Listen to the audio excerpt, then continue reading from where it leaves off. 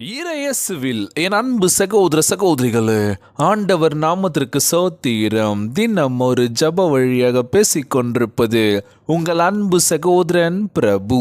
எப்படிங்க இருக்கீங்க?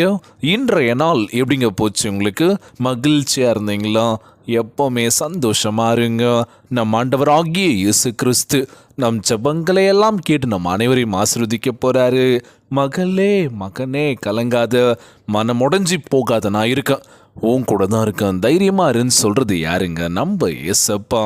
ஆம் என் அன்பு சகோதர சகோதரிகளே, உங்களுக்குள் இருக்கும் தேவ வல்லமை இன்றைய நாள் வெளிப்பட போகின்றது அப்படின்னு சொன்னா தினந்தோறும் ஜெபிக்கிறோம். வாழ்க்கையில் மாற்றங்கள் இருக்காதா அப்படின்னு சொல்லி யோசிச்சுட்டு இருக்கோம்ல.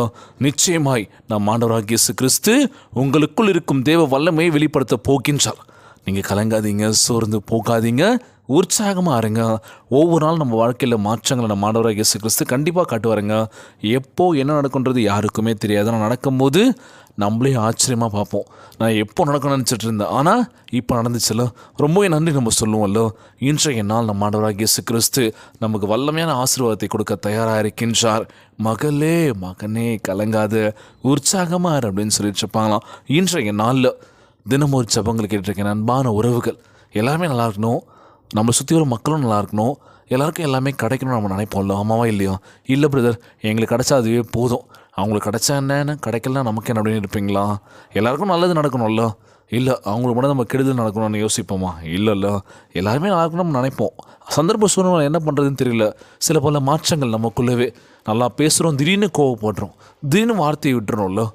ஸோ வார்த்தையை நம்ம பார்த்து பயன்படுத்தணும் அப்படின்னு சொல்லுவாங்களாம். பேசுகிற வார்த்தையை ஒரு மனுஷனை டாப்புக்கு கொண்டு போகும், மிகப்பெரிய உயரத்துக்கு கொண்டு போகும்.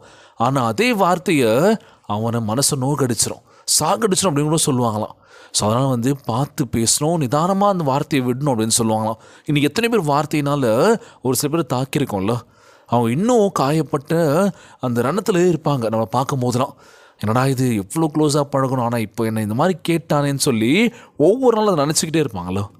ஸோ நீங்கள் என்ன பண்ணணும்? மன்னிச்சிருங்கன்னு சொல்லி மீண்டும் பேசுகிறீங்க. அது மாதிரி பேசுகிறதுக்கு முன்னாடி யோசித்து பேசணும் அப்படின்னு சொல்லுவாங்களாம். இன்றைய நாள் நிதானத்தை கொடுங்க ஆண்டவர், ஒரு பொறுமையை கொடுங்க என் வாழ்க்கையில்னு சொல்லி கேட்கலாமா ஏசப்பா கிட்ட. அது மட்டும் இல்லாமல் நாளைக்கு 23/11/2024 ஒரு முக்கியமான நாள் அப்படின்னு சொன்னால் வேறு எதுவும் இல்லைங்க. என்னுடைய மனைவிக்கு பிறந்த நாள். கண்டிப்பாக ப்ரேயர் பண்ணிக்கோங்க, விஷ் பண்ணுங்கள்.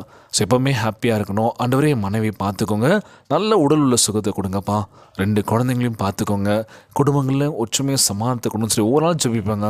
எங்களுக்காக மட்டும் இல்லை, உலகில் வாழ்கின்ற ஒவ்வொரு குடும்ப உறவுகளும் மகிழ்ச்சியாக இருக்கணும், சந்தோஷமாக இருக்கணும், எந்த பிரச்சனையும் இருக்கக்கூடாதுன்னு சொல்லி கேட்பேங்க. ஸோ மனைவிக்கு அட்வான்ஸ் இனிய பிறந்தநாள் வாழ்த்துக்கள். என்னது அது? இங்கிலீஷில் அட்வான்ஸு, தமிழில் இனிய பிறந்தநாள் வாழ்த்துக்களா? அப்படிதாங்க அப்படின்னு சொல்லிட்டு இன்றைய நாள் நம்ம ஆண்டவராகிய இயேசு கிறிஸ்து நம் அனைவரையும் ஆசீர்வதிக்க தயாராக இருக்கின்றார். மகளே மகனே கலங்காதீங்க, உற்சாகமாக இருங்க, ஒவ்வொரு நாள் ஜெபியுங்கள். வாழ்க்கைன்னு வந்துட்டாலே சில பல சர்மங்கள் நம்ம கடந்து தான் ஆகணும். இல்லை எனக்கு பிடிச்ச மாதிரி தான் என் வாழ்க்கை இருக்கணும்னு சொன்னீங்க, முன்னாடி யோசிச்சு வைக்காதீங்க. இந்தந்த விஷயங்கள் நடக்க போகுது, இதுதான் பண்ண போகிறோன்னு சொல்லி ஒரு பிளான் வைக்காதீங்க. அது நடக்கவே நடக்காது, சொதப்பிடும்.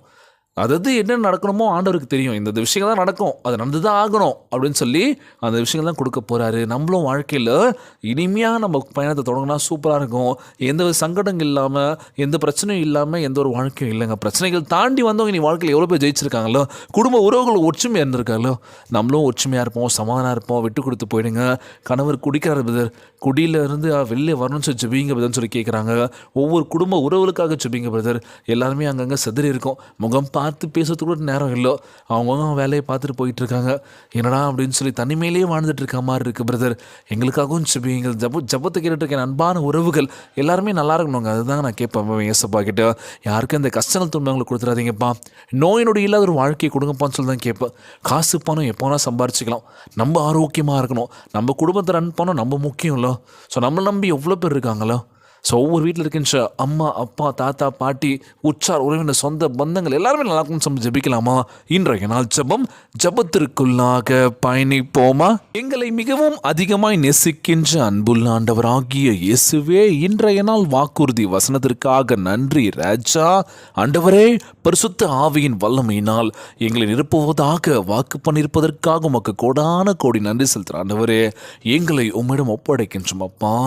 பரிசுத்த ஆவியானவரே, ஆண்டவரே. ஒவ்வொரு நாள் ஜெபத்தை கேட்டுக்கொண்டிருக்கின்ற என் அன்பு சகோதர சகோதரிகள், என் அன்பான உறவுகள் எல்லோரையும் பார்த்துக்கோங்கப்பா.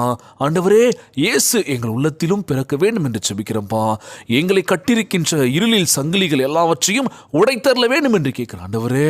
எங்கள் ஆத்துமாவுக்கு உம்முடைய ஆசீர்வாதத்தை கொடுங்க இயேசப்பா. உடல் நம்பிக்கை கொடுங்க இயேசப்பா. தெம்ப கொடுங்க இயேசப்பா. சோர்விலிருந்து எங்கள் விடுதலை ஒரு வாழ்க்கை கொடுங்க ஆண்டவரே. எங்களுக்கு உம்முடைய ஆசீர்வாதங்களை பெற்று வாழ்வில் சந்தோஷமா இருக்க வேண்டும் என்று கேட்கிறோம் இயேசப்பா. இந்த உலகில் உம்முடைய மகிமைக்கு சாட்சியாக விளங்கும்படி உம்முடைய வல்லமை எங்கள் மூலம் பாய்ந்து செல்ல வேண்டும் என்று கேட்கிறேன் ஆண்டவரே.